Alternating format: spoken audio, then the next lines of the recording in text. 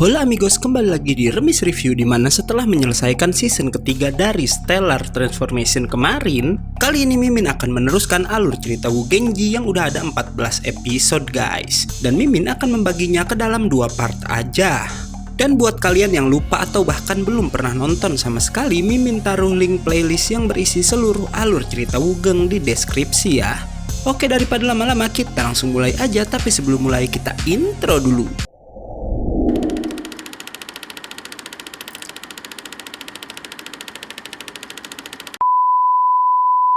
Wu Geng langsung beradu kekuatan ilahi monokrom dengan Tian, di mana kekuatan monokrom Tian lebih unggul dari Wu Geng. Tapi Bai Chai mengambil kesempatan itu dengan membawa Ziyu yang langsung diobati oleh Kong Ku. Melihat Wu Geng terjatuh, Zongzi pun berencana mengorbankan dirinya untuk berhadapan dengan Tian, tapi Wu Geng kemudian bangkit lagi dan berkata kalau ialah senjata rahasia di kelompok pemberontak itu. Gak sampai di situ aja, Wu Geng pun mengutarakan maksudnya yang ingin menggantikan kekuasaan Tian karena katanya ia anak dari seorang ayah manusia dan ibu seorang dewi, dan karena itulah ia pasti bisa menyatukan bangsa dewa dan manusia gak seperti Tian. Setelahnya, Wu Geng pun mengajak Tian berduel di tempat lain, dan sesampainya di sana ia mengingat saat ayahnya terbunuh dan juga kerajaannya hancur. Wu Geng juga berkata jika dulu ia sama sekali nggak punya niatan membalas dendam dan hanya ingin terus melarikan diri dari Tian. Tapi kini itu semua berubah karena ia ingin melawan Tian. Pertarungan pun dimulai. Wu Geng langsung menyerang Tian dengan bola-bola hitam yang bisa menciptakan kabut beracun. Tapi si Tian ternyata sama sekali nggak berpengaruh dan malah bisa menyerang tubuh Wu Geng. Dan setelahnya terjadi pertarungan berat sebelah di mana sang Raja Dewa menyerang Wu Geng habis-habisan. Namun berkat armor barunya, Wu Geng ternyata bisa mengurangi sebagian besar dampak dari serangan Tian. Melihat itu, Tian lalu menyerang Wu Geng dengan tombak darahnya, dibarengi dengan Wu Geng yang mengeluarkan sarung tangan Golden Gauntlet-nya yang gak diduga bisa menahan tombak Tian itu. Wu Geng lalu menahan Tian agar tak bergerak, dan ternyata ia lalu bekerja sama dengan Li Jing yang kemudian ikut menyerang Tian. Hingga si Tian tertindih tinju Li Jing yang mengeluarkan kekuatan penuhnya. Tapi nggak diduga, Tian masih bisa bangkit dan langsung menusuk tubuh Li Jing. Tak hanya itu, Tian pun lalu mencekik Wu Geng dan menyambar dengan gunturnya. Tapi Wu Geng yang berkata jika ia belum boleh mati, lalu mengeluarkan kekuatan ilahi monokromnya yang bahkan membuat Tian terdorong. Tian pun lalu mengingat ramalan Shin Yuku yang pernah berkata jika ada seorang manusia yang udah ditakdirkan untuk mengalahkannya, membuat Tian makin serius dan kembali memanggil tombak darahnya dan melemparkannya pada Wu Geng. Wu Geng yang coba menahan lemparan tombak Tian pun terkena dengan sangat telak sampai tubuhnya terpental. Melihat Wu Geng terkapar, Tian malah kembali menghampirinya. Beruntung Bai Chai dengan kemampuan teleportasinya dan dibantu si Wang Yasen berhasil menyelamatkan Wu Geng pada saat yang tepat. Si Wang Yasen lalu menantang Tian untuk bertarung dengannya dibarengi para jenderal yang menyerang bersamaan, tapi tentu aja Tian bukanlah lawan untuk mereka semua. Para pemberontak, terutama klan Ming, terlihat sangat frustasi terlebih mereka udah kehilangan sang Marsekal Agung. Tapi Ah Wu atau Sui Fengqiu yang memegang pedang Nitian Ersing membangkitkan semangat seluruh pasukan dengan berkata jika mereka akan terus bertarung bersama. Namun Wu Geng yang kembali tersadar malah menyuruh teman-temannya melarikan diri dari tempat itu. Karena katanya mereka nggak akan menang dari Tian dan hanya akan menyia-nyiakan hidupnya aja. Tapi para klan Ming nggak setuju karena mereka ingin terus berjuang untuk sang Marsekal yang udah rela mengorbankan nyawanya. Para klan Ming meneruskan pertarungan sementara Wu Geng membawa paman dan semua temannya mundur.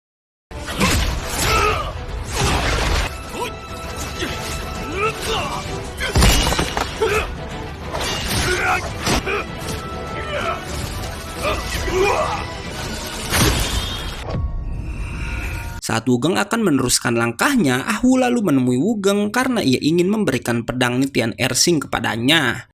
Karena ternyata sebelum tewas, Sang Marsekal Agung berpesan pada Ahu agar memberikan pedang itu kepada Wugeng. Walau Wugeng bilang ia sama sekali nggak bisa menggunakan pedang dalam pertarungan. Tapi Ahu tetap meminta Wugeng menerima warisan Tian itu dan lalu ia sendiri pergi untuk membantu teman-temannya melawan Tian.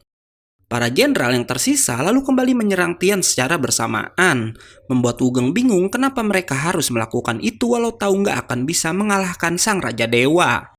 Baicha yang pernah diberitahu Tian Ersing lalu menjawab itu karena para klan Ming selalu menjaga martabat mereka dan menyelesaikan sesuatu sampai tuntas, membuat Wugeng kembali teringat pada ayahnya yang mati-matian melawan Tian walau tahu nggak akan bisa mengalahkannya.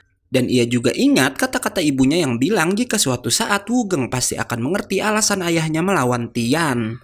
Hingga tiba-tiba pedang Tian Ersing mengeluarkan cahaya hijau di mana itu adalah energi dari pedang tersebut yang kemudian masuk dalam tubuh Wugeng. Tapi setelah menerimanya, Wugeng seperti membatu lalu kemudian terjatuh.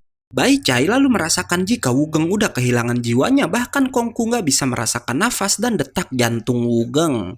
Kongku dan Zongzi lalu memeriksa pedang milik Tian Ersing di mana pedang itu lalu hancur secara tiba-tiba. Si Wugeng yang tadi nggak sadarkan diri pun lalu terbangun di suatu tempat di mana ia kini berada di depan gerbang kematian tempat Baichai pernah ke sana dan pertama kali bertemu dengan Tian Ersing. Dan nggak diduga karena Tian Ersing tiba-tiba muncul di hadapannya.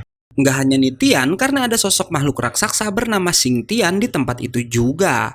Wugeng pun bertanya mengenai sosok tersebut dan Tian lalu bercerita jika Xing Tian adalah sosok dewa kuno yang dulu ikut berperang melawan Tian. Bahkan ia ini dipenggal oleh Tian tapi masih bisa bertarung walau tanpa kepalanya. Xing Tian pun perang membawa klannya tapi saat mengalami kekalahan, Xing Tian sebagai kepala klan pun dihukum para dewa untuk menjaga gerbang kematian atau gerbang Guisu. Di sana Tian pun memberitahu jika sebenarnya Wugeng masih hidup karena sebelum tewas Tian emang sengaja memasukkan kekuatannya dalam pedang agar bisa membuat Wugeng bertemu kembali dengannya. Karena sebelum jiwanya menghilang, Tian bilang ia ingin bertemu Wugeng untuk terakhir kalinya. Tian lalu memohon pada Wugeng agar memimpin klannya untuk melawan Tian sebagai Marsekal Agung yang baru. Karena menurut Tian, Wugeng lebih cocok darinya untuk memimpin klan Ming. Ia juga memperingatkan Wugeng jika melewatkan kesempatan saat ini dan lebih memilih melawan Tian sendiri di masa depan, mungkin itu akan jadi jauh lebih sulit. Hingga akhirnya Tian pun berpisah dengan Wugeng dan mengirimnya kembali ke dunia nyata dan di sanalah Wugeng akhirnya sadar alasan ayahnya berjuang mati-matian untuk melindungi martabatnya dan juga rakyatnya. Scene lalu kembali pada Tian yang masih menghajar para jenderal habis-habisan. Bersamaan dengan itu, Wugeng pun kembali tersadar dan bilang pada Baichai jika ia baru aja bertemu dengan Tian Ersing. Hingga akhirnya Wugeng pun memutuskan kembali melawan Tian menggunakan kekuatan Sang Marsekal Agung dan langsung menyerang, membuat para jenderal terkejut melihat kekuatan Marsekal mereka ada pada Wugeng. Tian pun bergantian menyerang namun Wugeng bisa menahan dan sambil mengeluarkan ilahi monokrom, Wugeng meminta para klan Ming menyatukan jiwa mereka agar bisa mengalahkan Tian. Semua prajurit pun lalu mengeluarkan energi kekuatan jiwa mereka hingga nggak diduga kekuatan jiwa satu sama lain seperti terhubung, lalu mengalir ke tubuh Wugeng. Hingga kemudian Wugeng berhasil menyerap semua kekuatan jiwa dan mengeluarkan air mata darah karena melihat pengorbanan klan Ming selama ini. Hingga ia lalu mengeluarkan Golden Gauntlet dan kembali beradu kekuatan dengan Tian, dan part 20 pun berakhir.